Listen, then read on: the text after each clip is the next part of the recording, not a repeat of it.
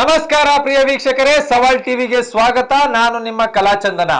ಇವತ್ತಿನ ನಮ್ಮ ರಾಜಕೀಯ ಕಾರ್ಯಕ್ರಮಕ್ಕೆ ತಮ್ಮೆಲ್ಲರಿಗೂ ಸ್ವಾಗತ. ಇವತ್ತಿನ ರಾಜಕೀಯ ಸುದ್ದಿ ಏನಿದೆ ನೋಡೋಣ ಬನ್ನಿ.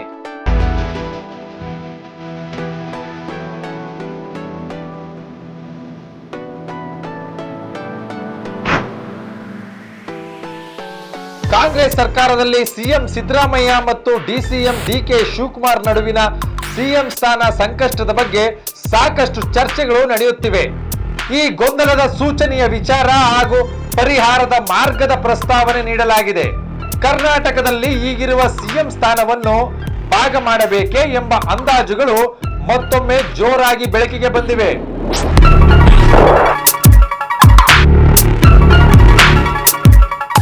ಜನಸಾಮಾನ್ಯರಲ್ಲಿ ಹಾಗೂ ಕಾಂಗ್ರೆಸ್ ಶ್ರೇಣಿಗಳಲ್ಲೂ ಗೊಂದಲಗಳು ಹೆಚ್ಚಾಗುತ್ತಿವೆ.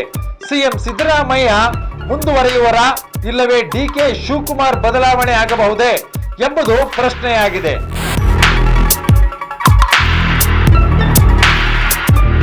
ಕೆಲವು ವರದಿಗಳ ಪ್ರಕಾರ ಅನೌಪಚಾರಿಕ ಒಪ್ಪಂದ ಅನ್ನುವುದು ಸಂಪರ್ಕದಲ್ಲಿ ಇದೆ. ಮೊದಲಿನ ಊಹೆ ಈ ರೀತಿ ಇದೆ ನೋಡಿ. ಸಿಎಂ ಸಿದ್ದರಾಮಯ್ಯ 2.5 ವರ್ಷಗಳ ಕಾಲ ಆಡಳಿತ ಮಾಡುತ್ತಾರೆ. ಬಳಿಕ ಸಿಎಂ ಸ್ಥಾನ ಡಿಕೆ ಶಿವಕುಮಾರ್ಗೆ ಬದಲಾಗಬಹುದು. ಆದರೆ ಸಿದ್ದರಾಮಯ್ಯ ಈ ಮಾತುಗಳನ್ನು ತಿರಸ್ಕರಿಸಿದ್ದಾರೆ. ಅವರು ಸ್ಪಷ್ಟವಾಗಿ ಹೇಳಿದ್ದಾರೆ, ಸಿಎಂ ಸ್ಥಾನ ಖಾಲಿ ಇಲ್ಲ ಎಂದು. ಅವರು 5 ವರ್ಷ ಸಂಪೂರ್ಣಗೊಳಿಸುವ ಉದ್ದೇಶದಲ್ಲಿದ್ದಾರೆ. ಡಿಕೆ ಶಿವಕುಮಾರ್ ಕೂಡ ಹೇಳಿಕೆಯಲ್ಲಿ ಒಂದು ವಕೀಲಿಕೆಯಾಗಿ ನಡೆದುಕೊಂಡಿದ್ದಾರೆ.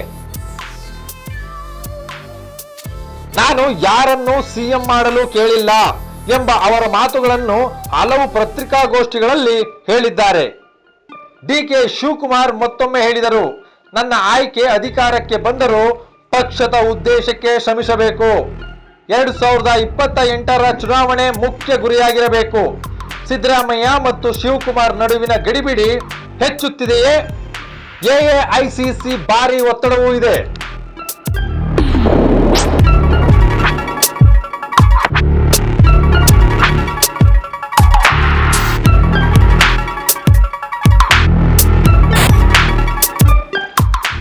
ಈ ಮಧ್ಯದಲ್ಲಿ ರಾಜಕೀಯ ಶಕ್ತಿಗಳು ಬಲ ಕೇಂದ್ರಗಳು ಅದಿವೆ ಮತ್ತು ಇವು ಸರ್ಕಾರದ ಸ್ಥಿರತೆಯನ್ನು ಧಕ್ಕೆ ಹೊಡೆಯುತ್ತಿವೆಯೇ? ಇನ್ನು ಕೆಲ ಪ್ರಕಾರ ಎಂಎಲ್ಎ ಮಾರ್ಕಳ್ಳರ ನಡುವೆ ವಿಂಗಡಣೆ ಗಟ್ಟಿಯಾಗಿದೆ. ಸಿದ್ದರಾಮಯ್ಯನವರು ಕೆಲವರೊಂದಿಗೆ ನೇರವಾದ ಉದ್ಯೋಗ ಸಭೆಗಳನ್ನು ನಡೆಸಿದ್ದಾರೆ. ಆದರೆ ಶಿವಕುಮಾರ್ ಅವರ ಶ್ರೇಣಿಯ ಕೆಲವು ಸದಸ್ಯರು ಬೇರೆ ಮೀಟಿಂಗ್ ಕರೆದಿದ್ದಾರೆ. ಇನ್ನೊಂದು ಪ್ರಮುಖ ಅಂಶವೆಂದರೆ ಸಿಎಂ ಸ್ಥಾನಕ್ಕೆ ಯಾರು ಮೆಜಾರಿಟಿ ಎಂಎಲ್ಎ ಬೆಂಬಲ ಹೊಂದಿದ್ದಾರೆ ಎಂಬ ಪ್ರಶ್ನೆ. ಸಿದ್ದರಾಮಯ್ಯ ಈ ಬಗ್ಗೆ ಒಮ್ಮೆ ಹೇಳಿದ್ದಾರೆ, ಸಿಎಂ ಆಗಲು ಎಂಎಲ್ಎಗಳ ಪ್ರಾಮಾಣಿಕ ಬೆಂಬಲ ಬೇಕು ಎನ್ನಲಾಗಿದೆ.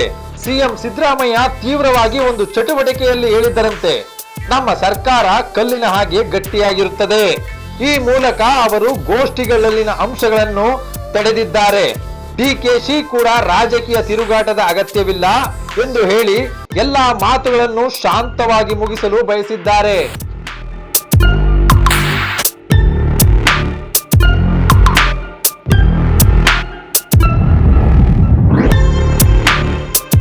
ಈ ಪರಿಸ್ಥಿತಿಯು ರಾಜ್ಯದ ಕಾಂಗ್ರೆಸ್ನ ಸ್ಥಿರತೆಯ ಮೇಲೆ ಪ್ರಶ್ನೆ ಎಬ್ಬಿಸಬಹುದು. ಜನರು ಮತ್ತು ಪಕ್ಷದ ಕಾರ್ಯಕರ್ತರ ಗೊಂದಲದಿಂದಾಗಿ ಸರ್ಕಾರ ದುರ್ಬಲವಾಗುತ್ತದೆ ಎಂಬ ಭಯ ಹೊಂದಬಹುದು. ಇಬ್ಬರು ನಾಯಕರು ಅಣ್ಣ ತಮ್ಮರಂತೆ ಇದನ್ನು ರಾಜಕೀಯ ದೃಷ್ಟಿಯಿಂದ ಮಾಪಿಸಿರುವುದು ಉತ್ತಮ ಎಂದು ಇದೆ. ವಿಷಯ ಸ್ಪಷ್ಟವಾಗಿ ವಿಚಾರಿಸಲಾಗಿದೆ. ಆದರೆ ಇದಕ್ಕಾಗಿ ಪ್ರಧಾನ ಕಾರ್ಯದರ್ಶಿ ಅಥವಾ ಪಕ್ಷದ ಉನ್ನತ ನಿಯಂತ್ರಣಕ್ಕೆ ಕರೆ ಮಾಡುವುದು ಕಷ್ಟ ರಾಜಕೀಯವಾಗಿದೆ. ಕಾಂಗ್ರೆಸ್ ರಾಜ್ಯ ಘಟಕ ಒಂದು ಅಧಿಕೃತ ಸಾರ್ವಜನಿಕ ಘೋಷಣೆಯನ್ನು ಹೊರಡಿಸಬೇಕು. ಸಿದ್ದರಾಮಯ್ಯ ಸಿಎಂ ಆಗಿ ಮುಂದುವರಿಯುತ್ತಾರೆ. ಡಿಕೆ ಶಿವಕುಮಾರ್ ಅವರ ಪಾತ್ರ ಮತ್ತು ಗುರಿಗಳ ಕುರಿತು ಒಂದು ಸ್ವಾಭಾವಿಕ ಸಂವಾದ ನಡೆಸಲಾಗಿದೆ. ಕಾಂಗ್ರೆಸ್ ರಾಜ್ಯ ಘಟಕ ಒಂದು ಅಧಿಕೃತ ಮತ್ತು ಸಾರ್ವಜನಿಕ ಘೋಷಣೆಯನ್ನು ಹೊರಡಿಸಬೇಕು. ಸಿದ್ದರಾಮಯ್ಯ ಸಿಎಂ ಮುಂದುವರಿಯುವರು. ಡಿಕೆ ಶಿವಕುಮಾರ್ ಅವರ ಪಾತ್ರ ಮತ್ತು ಗುರಿಗಳ ಕುರಿತು ಒಂದು ಸ್ವಾಭಾವಿಕ ಸಂವಾದ ನಡೆಸಲಾಗಿದೆ. ಸಿದ್ದರಾಮಯ್ಯ ಮತ್ತು ಡಿ.ಕೆ. ಶಿವಕುಮಾರ್ ಇಬ್ಬರು ಎಂಎಲ್ಎಗಳೊಂದಿಗೆ ಮಿಲನ ಸಭೆಗಳನ್ನು ಕರೆಯಬೇಕು ಮತ್ತು ಎಲ್ಲಾ ಶ್ರೇಣಿಗಳ ಅಭಿಪ್ರಾಯಗಳನ್ನು ಸಂಗ್ರಹಿಸಿ ಸಮಗ್ರ ಪರಿಕಲ್ಪನೆ ರೂಪಿಸಬೇಕು. ಇಬ್ಬರು ನಾಯಕರು ವೇದಿಕೆಯ ಮೇಲೆ ಒಂದು ಸಂಬಂಧ ಚಾಲನೆಯಲ್ಲಿದೆ ಎಂಬ ಪ್ರಸಂಗದೊಂದಿಗೆ ಬಿಗಿಯಾಗಿ ಮಾತುಕತೆ ನಡೆಸಬೇಕು. ಇದು ಕಾರ್ಯಕರ್ತರನ್ನು ಮತ್ತು ಜನರನ್ನು ಶಾಂತಮಯವಾಗಿ ನಿರಾಶ್ರಿತ ಮಾಡಬಹುದು.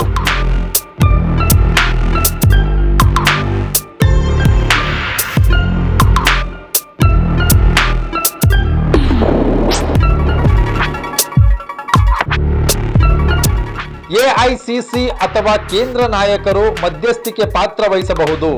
ಗೃಹಹಿತ ಪರಿಹಾರ ಮತ್ತು ದೃಢ ನಿರ್ಧಾರ ಅಂದರೆ ಸರ್ಕಾರದ ಒಳಿತಿಗಾಗಿ ಇಬ್ಬರು ನಾಯಕರು ಶಿಕ್ಷಣದ ಗಟ್ಟಿಯಾದ ಮತ್ತು ದೀರ್ಘಾವಧಿ ದೃಷ್ಟಿಯಿಂದ ನಡೆದುಕೊಂಡರೆ ಇದು ಬಹಳ ಸಮರ್ಥ ಮಾರ್ಗವಾಗಿದೆ. ರಾಜಕೀಯ ಪೈಪೋಟಿ ಇರುವ ಸಾಮರಸ್ಯ ಮತ್ತು ಉದ್ದೇಶದಿಂದ ಬಂದ ನಿರ್ಧಾರ ಹೆಚ್ಚು ಶಾಶ್ವತವಾಗಿರುತ್ತದೆ.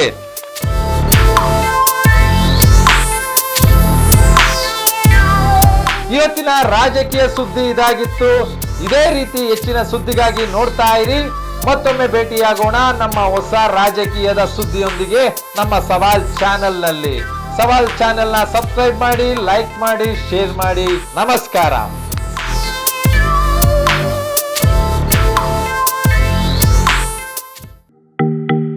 ಸವಾಲ್ ಟಿವಿ ಸದಾ ನಿಮ್ಮೊಂದಿಗೆ.